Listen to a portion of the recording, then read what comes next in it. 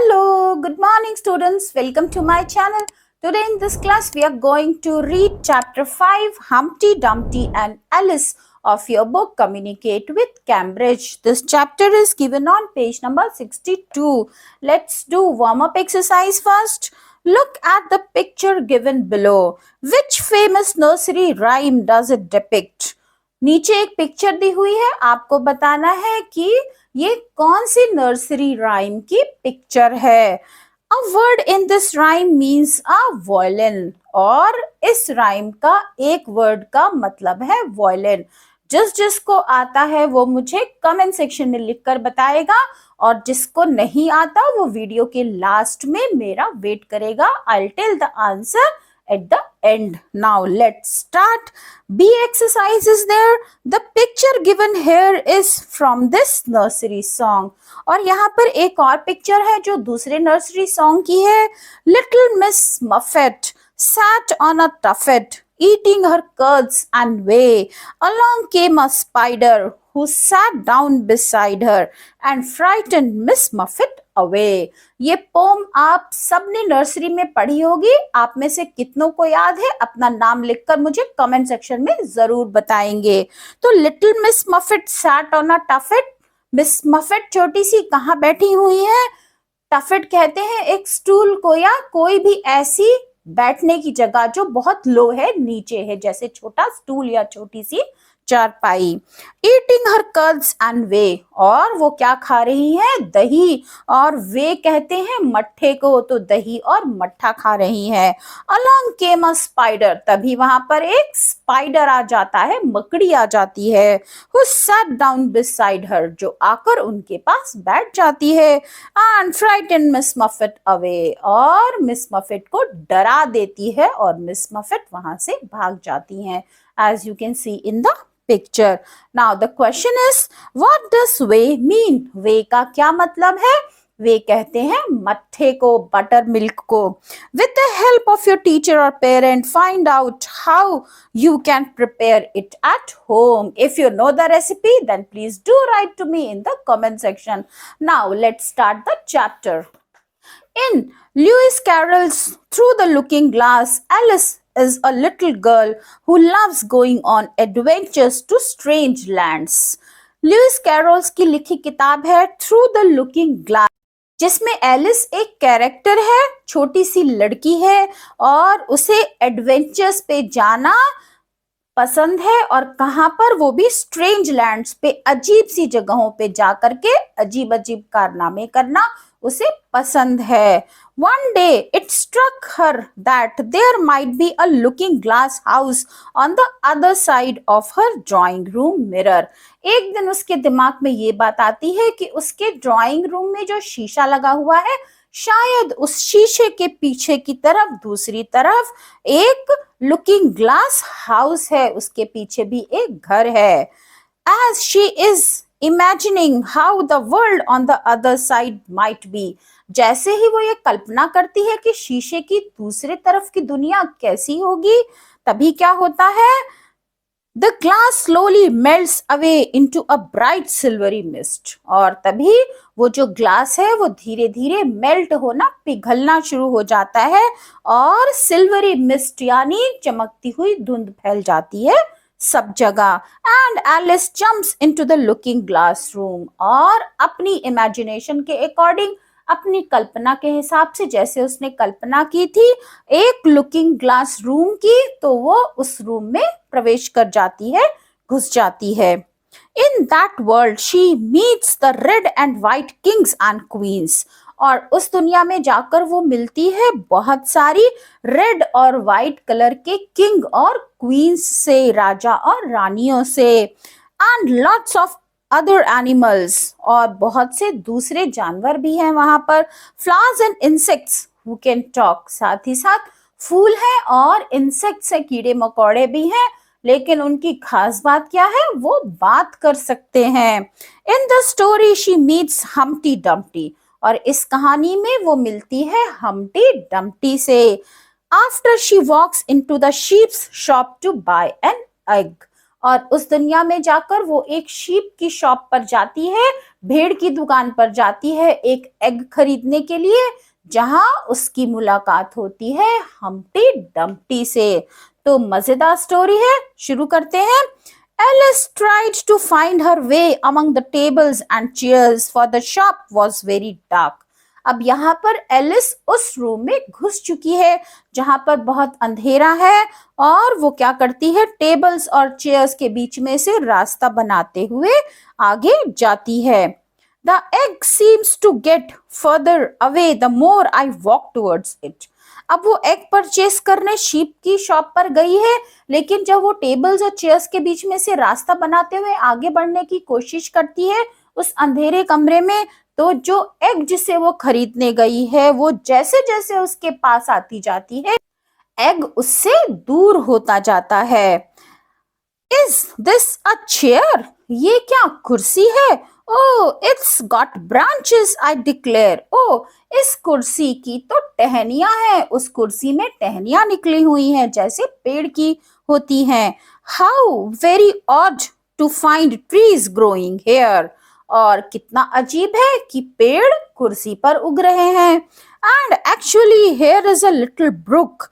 और एक्चुअल में वहां पर क्या है, ब्रुक कहते हैं पानी के स्रोत को, वहां पर एक पानी का स्रोत है। Well this is the very queerest shop I ever saw. तो ये बहुत ही अजीब दुकान है जो मैंने अब तक देखी है। The egg only got larger and more human. अब जैसे जैसे एलिस उसके पास आती है तो एग क्या होता है, और बड़ा होता जाता है और ह्यूमन की तरह बनता जाता है, मनुष्य की तरह होता जाता है। कैसे, वो आगे पढ़ेंगे। When she had come within a few yards of it, she saw that it had eyes, a nose and mouth. Human की तरह कैसे हो रहा है? जब वो एग से थोड़ी ही दूरी पर रह जाती है तो वो देखती है कि उस एग की तो आंखें भी हैं, नाक भी है और मुंह भी है। It was Humpty Dumpty himself. ये तो हम्प्टी डम्प्टी ही है। It can't be anybody else, I am as certain of it as if his name were written all over his face. और एलिस कहती है कि मुझे पूरा यकीन है कि ये कोई और नहीं हो सकता, ये तो हम्प्टी डम्प्टी ही है, उसके चेहरे को देखकर साफ पता चल रहा है। Humpty Dumpty was sitting like a Turk on the top of a narrow high wall. और हम्प्टी डम्प्टी कहाँ बैठा हुआ है?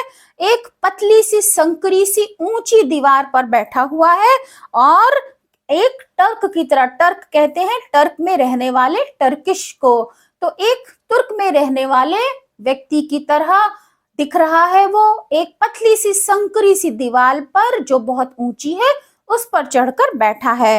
Alice wondered how he could keep his balance. Alice हैरान रह जाती है कि ये इतनी ऊंचाई पर, इतनी पतली सी दीवार पर अपना बैलेंस कैसे बना पा रहा है। And his eyes were steadily fixed in the opposite direction. और उसकी आंखें दूसरी उल्टी दिशा में ही गड़ी हुई हैं। And he didn't take the least notice of her. She thought he must be a stuffed figure after all. और वो लगातार दूसरी तरफ विपरीत दिशा में देख रहा है। उसने बिल्कुल भी एलिस पर ध्यान नहीं दिया कि एलिस वहां पर आ गई है, और वो ये सोचती है कि ये क्या है, स्टफ्ड फिगर है, यानी जैसे स्टफ टॉयज होते हैं उसके अंदर कुछ भरा होता है। तो एलिस सोचती है कि शायद ये भी एक ऐसी मूर्ति है जिसके अंदर कुछ स्टफ किया गया है, भरा गया है, जिसकी वजह से ये गोल है। And how exactly like an egg he is. और फिर वो सोचती है लेकिन फिर ये बिल्कुल एग जैसा कैसे दिख रहा है। Humpty Dumpty replied after a long silence, looking away from Alice. As he spoke he was annoyed. और काफी देर शांत रहने के बाद वो एलिस को रिप्लाई करता है, और वो कैसा है, वो बहुत नाराज है। It's very provoking to be called an egg. Very, ये बहुत ही कैसा है, प्रोवोकिंग है, अनोइंग है, यानी गुस्सा दिलाने वाला है कि तुम मुझे एग बुला रही हो। Alice hoped that she would turn her remark into some sort of compliment, as Humpty Dumpty was annoyed. अब एलिस सोचती है, जब उसे ये पता चलता है कि हम्प्टी डम्प्टी उससे नाराज है, उसको ये नाम अच्छा नहीं लगा, तो वो सोचती है कि उसकी नाराजगी को दूर करने के लिए ये इस सेंटेंस को कॉम्प्लीमेंट में यानी उसकी तारीफ में बदल देगी, जिससे उसकी नाराजगी दूर हो जाए। I said you look like an egg. मैंने कहा कि तुम अंडे की तरह दिखते हो। Sir, and some eggs are very pretty, you know. और कुछ अंडे बहुत ही सुंदर होते हैं, तुम जानते हो। ये एलिस कहती है हम्प्टी डम्प्टी को खुश करने के लिए। Humpty Dumpty was still looking in the other direction. Humpty Dumpty अभी भी दूसरी दिशा में ही देख रहा है। Some people have no more sense than a baby. और गुस्से में क्या बोलता है, कुछ लोगों में एक छोटे बच्चे की तरह ही तमीज होती है, उतना ही दिमाग होता है। Alice didn't know what to say to this. Alice समझ नहीं पाती कि उसके इस सवाल का क्या जवाब दे। It wasn't at all like conversation, she thought, as he never said anything to her. In fact, his last remark was evidently addressed to a tree. अब एलिस सोचती है कि इसका क्या जवाब दे, क्योंकि उसने एलिस की तरफ देखकर तो कुछ कहा नहीं। वो क्या सोचती है कि उसका जो लास्ट जो रिमार्क था, उसने जो कहा था, वो एक पेड़ की तरफ देखकर कहा था। Alice stood and softly repeated to herself. Alice वहीं खड़ी रही और उसने धीरे से खुद से ही कहा, Humpty Dumpty sat on a wall. Humpty Dumpty had a great fall. All the king's horses and all the king's men couldn't put Humpty Dumpty in his place. Again, ये क्या है, ये अगेन एक नर्सरी राइम है, जिसका क्या मतलब है कि हम्प्टी डम्प्टी एक दीवार पर बैठा है और हम्प्टी डम्प्टी वहां से गिर जाता है। तो राजा के सभी घोड़े और राजा के सभी लोग, सभी कर्मचारी हम्प्टी डम्प्टी को वापस अपनी जगह पर नहीं बैठा पाते। ये राइम एलिस खुद से गा रही है। Alice thought that the last line of the poem was too long. Alice सोचती है कि इस कविता की जो आखिरी लाइन है वो बहुत लंबी है। Humpty looked at her for the first time. अब हम्प्टी ने पहली बार उसकी तरफ देखा। That last line is much too long for the poetry. और एलिस उसकी तरफ देखकर बोलती है कि इस पोएट्री की जो आखिरी लाइन है ये बहुत लंबी है। हम्प्टी डम्प्टी क्या कहता है, don't stand there chattering to yourself. यहाँ खड़े होकर खुद से बात मत करो। Tell me your name and business. मुझे अपना नाम बताओ और ये बताओ कि तुम किस पर्पस से यहाँ आई हो, तुम्हारे आने का क्या मकसद है। My name is Alice, but Alice कहती है मेरा नाम एलिस है, लेकिन अब वो कुछ और कहती, इससे पहले ही हम्प्टी डम्प्टी कहता है it's a stupid enough name, what does it mean. ये तो बहुत बेकार नाम है, इसका क्या मतलब है। Must a name mean something. Alice का जवाब है कि क्या नाम का एक मतलब होना चाहिए। ऑफ कोर्स, जरूर होना चाहिए। It must. My name means the shape. मेरे नाम का मतलब है एक शेप, एक आकार। I am and a good handsome shape, it is true. जैसे कि मैं हूं और ये शेप एक बहुत ही सुंदर शेप है। With a name like yours you might be any shape almost. तुम्हारे नाम का क्या मतलब है, क्या तुम कोई शेप हो, कोई आकार है इस तुम्हारे नाम का मतलब। Alice did not want to begin an argument with Humpty. अब एलिस हम्प्टी के साथ कोई बहस नहीं करना चाहती थी, बहस की शुरुआत नहीं करना चाहती थी, but she was anxious for the queer creature. लेकिन वो इस अद्भुत जीव के बारे में जानने को इच्छुक थी। Don't you think you'd be safer down on the ground, that wall is so narrow. क्या तुम्हें नहीं लगता कि तुम यहाँ जमीन पर ज्यादा सुरक्षित होगे, ये दीवार तो बहुत संकरी है।